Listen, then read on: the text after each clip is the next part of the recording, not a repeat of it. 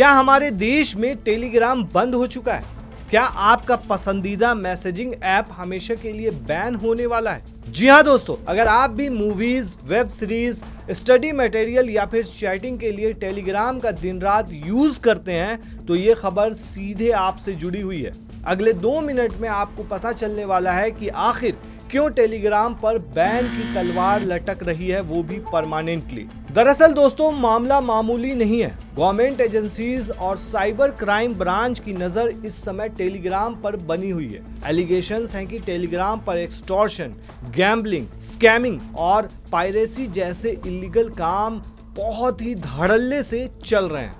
हाल ही में हुए कई बड़े एग्जाम्स के पेपर लीक का तार भी इसी ऐप से जुड़ा हुआ पाया गया है दोस्तों। लेकिन असल प्रॉब्लम ये नहीं है दोस्तों, असल ट्विस्ट ये है कि जब इंडियन अथॉरिटीज ने टेलीग्राम से इन क्रिमिनल्स और स्कैमर्स का डेटा मांगा तो टेलीग्राम ने यूजर प्राइवेसी का हवाला देकर डेटा शेयर करने से साफ मना कर दिया। अब सरकार का कहना है, अगर आप देश के कानून को नहीं मानेंगे तो भारत में आपकी एंट्री भी मुश्किल होगी। दोस्तों, असल में फ्रांस में टेलीग्राम के सीईओ पवेल दुरोव की जब से अरेस्ट हुई थी, उसके बाद से इस ऐप को लेकर बवाल मचा हुआ है। टेलीग्राम पर भयंकर बवाल के बाद सुप्रिया श्रीनेत ने क्या कुछ कहा, वो सुनिए जरा।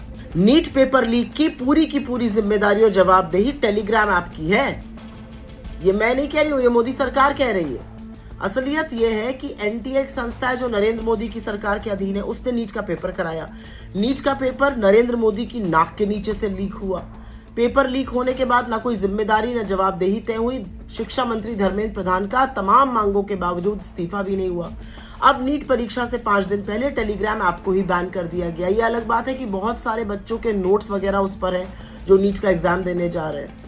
तो टेलीग्राम ऐप बैन कर मोदी सरकार क्या प्रूफ करना चाह रही है? भाई, नीट पेपर लीक में लोग इन्वॉल्व थे, पूरा एक तंत्र इन्वॉल्व था। बीजेपी के कुछ नेताओं का नाम सामने आया था, कुछ की गिरफ्तारी भी हुई थी, बड़ा पैसा इन्वॉल्व था, पूरा एक तंत्र चल रहा था। लेकिन नीट पेपर लीक को टेलीग्राम ऐप पर ठीकरा फोड़कर अपना पलड़ा झाड़ना चाह रहे हैं नरेंद्र मोदी। वहीं इस मामले पर टेलीग्राम के सीईओ ने भी ट्वीट करते हुए नाराजगी जताई।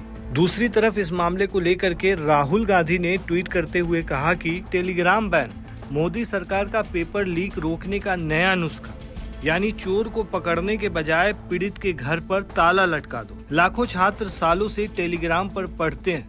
नोट्स, टेस्ट सीरीज, डिस्कशन, तैयारी, वो सुविधा छीन लेना पेपर लीक का समाधान कैसे हुआ? उसके बाद उन्होंने लंबा चौड़ा ट्वीट किया और लास्ट में लिखा कि मोदी जी, दिखावा छोड़िए, माफिया पर वार कीजिए, छात्र पर नहीं। छात्रों की गूंज सुन लीजिए, वरना देश का युवा अपना हक लेना जानता है। अब सवाल ये उठता है कि क्या सच में टेलीग्राम बैन होना चाहिए? एक तरफ वो लोग हैं जो इसका यूज पढ़ाई और काम के लिए करते हैं और दूसरी तरफ वो हैं जो इसका गलत फायदा उठा रहे हैं। अब ये भी बड़ा सवाल है कि अगर टेलीग्राम परमानेंटली बैन हुआ तो फिर इससे करोड़ों यूजर्स जो सही काम करते हैं, सही चीज के लिए इस्तेमाल करते हैं, उनका क्या होगा? दोस्तों, आपको क्या लगता है, क्या सरकार का टेलीग्राम को बैन करने का विचार सही है या फिर कोई और रास्ता निकालना चाहिए? इससे पहले भी दोस्तों टिकटॉक जैसे ऐप जो है हमारे देश में बैन हो चुके हैं। जो टिकटॉक एक टाइम में काफी ज्यादा फेमस हुआ करता था, उससे न जाने कितने स्टार बने थे, कितने जेंजी उस टाइम में उस पर वीडियो बनाया करते थे। लेकिन अब जो है वो ऐप हमारे देश में बैन हो चुका है, जिसकी वजह से कई लोगों को नुकसान भी हुआ था, नुकसान का भी सामना करना पड़ा था। लेकिन अब टेलीग्राम पर भी ऐसी तलवार लटक रही है। टेलीग्राम यूजर अगर आप हैं तो दोस्तों, आप क्या कहते हैं इस पूरे मामले पर, हमें कमेंट में जरूर बताएं।